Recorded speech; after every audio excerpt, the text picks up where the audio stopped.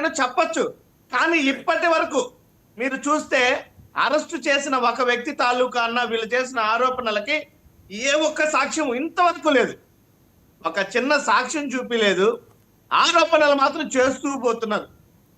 ఇప్పుడు అతను real estate business చేస్తారని వైసీపీ వాళ్ళతో అతనికి సంబంధాలు ఉన్నాయా లేవా? ఎవరు సార్ అసలు అతను? నేనే చెప్తున్నా కదా, మా పక్కనే చెవిరెడ్డి గారి అనుచరుల పేర్లు మొత్తం చెప్పమన్నా నేను చెప్తా ఇప్పుడు. రైట్. చెవిరెడ్డి గారితో ఎప్పుడు చూడలేదా మీరు వెంకటేష్ నాయుడిని? అవును సార్, ఫోటోలు ఇప్పుడు చెప్పాం కదా ఇంత.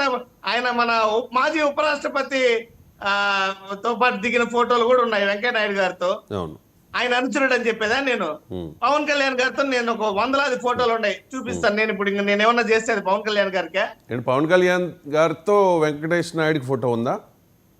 వెంకటేష్ నాయుడు గారు కాదు సార్, ఏదన్నా ఫోటో ఉంటే అలాగా. ఇప్పుడు చూడండి, రామ్మోహన్ నాయుడు గారితో ఉన్నారు, ఆ పక్కన బీజేపీ నాయకుడితో పాటు ఉన్నారు. వీళ్ళందరూ ఆయన ఇప్పుడు వాళ్ళ అనుచరుడు అనాలా?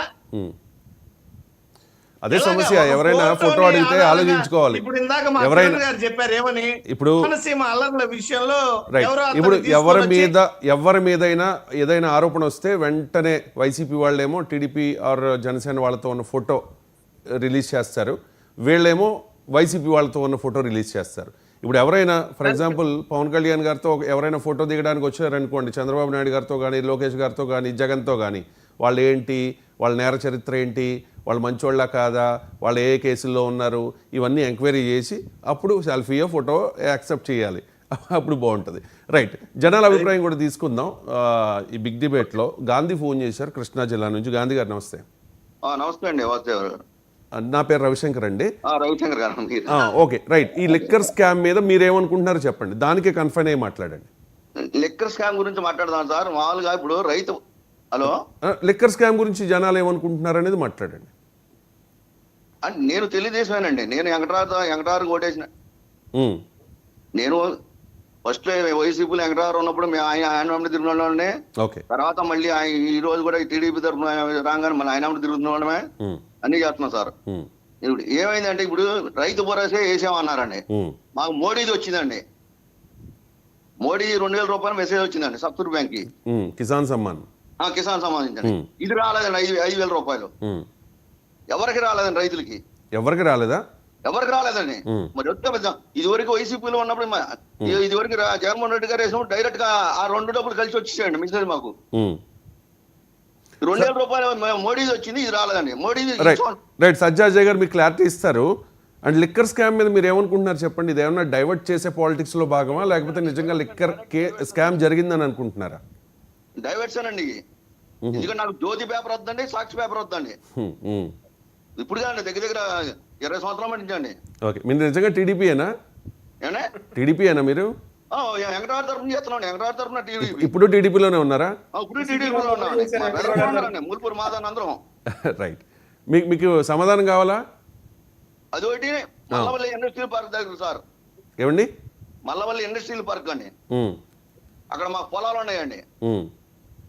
ఫస్ట్ లో ఆయనే పెట్టారండి చంద్రబాబు నాయుడు గారే 2016లో పెడితే అప్పుడు 6 లక్షలకి ఇచ్చారండి భూములు. అప్పుడు మా పొలాల జోలికి వచ్చారండి, మా డాక్యుమెంట్లు చూపించామండి. అప్పుడు ఎంఆర్ఓ గోపాలకృష్ణ గారండి. రైట్ అండి. ఆ లోకల్ గా ఉన్న విషయాలన్నీ మనం మాట్లాడుకోలేం, కానీ ఈ రైతులది అడిగారు కదా, మీకు సజ్జాజయ్ గారు క్లారిటీ ఇస్తారు. అజయ్ గారు.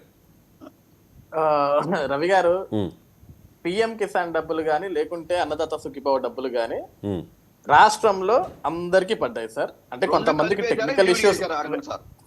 టెక్నికల్ ఇష్యూస్ వల్ల పడకపోయి ఉండొచ్చు, లేకుంటే ఆయన చెక్ చేసుకోవచ్చు, లేకుంటే స్థానికంగా సచివాలయంలోనే వెళ్ళి చెక్ చేసుకోవచ్చు, దాంట్లో ఇబ్బంది ఏం లేదు.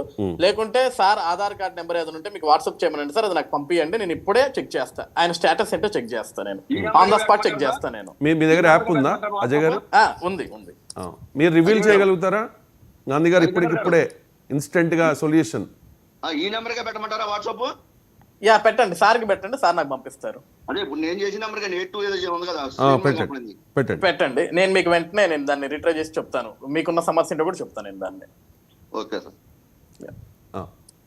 రైట్. సురేష్ గారు కంటిన్యూ చేయండి సార్. ఇప్పుడు నేను ఏం చెప్పానంటే, రాష్ట్రంలో ఎక్కడన్నా మీరు బాగా మొదటి నుంచి కూటమి ప్రభుత్వం అధికారంలోకి వచ్చినప్పటి నుంచి ఇప్పటి వరకు చిన్న పిల్లల దగ్గర నుంచి మొన్న బీసీ సంక్షేమ హాస్టల్లో చిన్న పిల్లలు నిరసన వ్యక్తం చేస్తున్నారు. తమ తినేటువంటి ఆహారంలో పురుగులు వస్తున్నాయి, బొద్దింకలు వస్తున్నాయని. దానికి సాక్షాత్తు రాష్ట్ర హోంమంత్రి అనిత గారి కంచంలోనే బొద్దింక వచ్చింది. రైట్.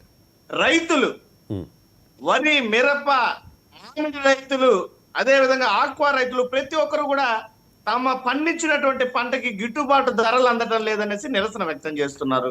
మహిళలు మాకు ప్రజల ఇచ్చినటువంటి అసంతృప్తి హామీలు ఉంది. అమలు కాలేదని నాకు అర్థమైంది. ఇలా నిరసన ఇలా వ్యక్తం చెప్పుకుంటూ పోతే చేస్తున్నారు. చాలా అంశాలు ఉంటాయి. ఏ వర్గం కూడా ప్రజల అసంతృప్తి ఉంది కాబట్టి దాన్ని డైవర్ట్ చేయడానికి రోజుకో కేసు, ప్రతి ఒక్క వర్గం, రోజుకో కథనం, మనం చూసే రోజుకో ఏ వీడియో వర్గం కూడా రైట్ యువతకి ఉద్యోగాలు లేవు, అని మీరు అంటారు. అసలు లిక్కర్ స్కామ్ జరగలేదే అంటారు, అంతే కదా?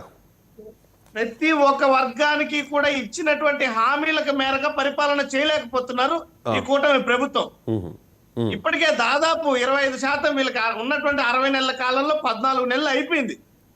ఇంకెప్పుడు వీళ్ళు చేసేదని చెప్పి అరాకొరగా చేసుకుంటూ వస్తున్నారు. ప్రతి దానికి ఇంకా టైం ఉంది కండిషన్లు కదా, పెడుతున్నారు. ఇంకా టైం ఉంది కదా. 1 year అయింది చెప్తున్నారు వాళ్ళు. జగన్మోహన్ రెడ్డి విధ్వంసం చేశాడు, అదపు పాతాళానికి తొక్కేశాడు, అధోగతికి పాలు చేశాడు ఆంధ్రప్రదేశ్ ని. మాకు కొంచెం టైం కావాలి, ఏడాది మాత్రమే పూర్తయింది, ఇంకా 4 ఏళ్ళు ఉంది కదా, మేము చేస్తాము అని చెప్తున్నారు. ఇప్పుడు వాయిదా పద్ధతిలో ఇస్తున్నారు. ఈ వాయిదా పద్ధతిలో కూడా 130 షరతులు ఇచ్చేదే వాయిదా పద్ధతిలో. అది కూడా 14 నెలల తర్వాత.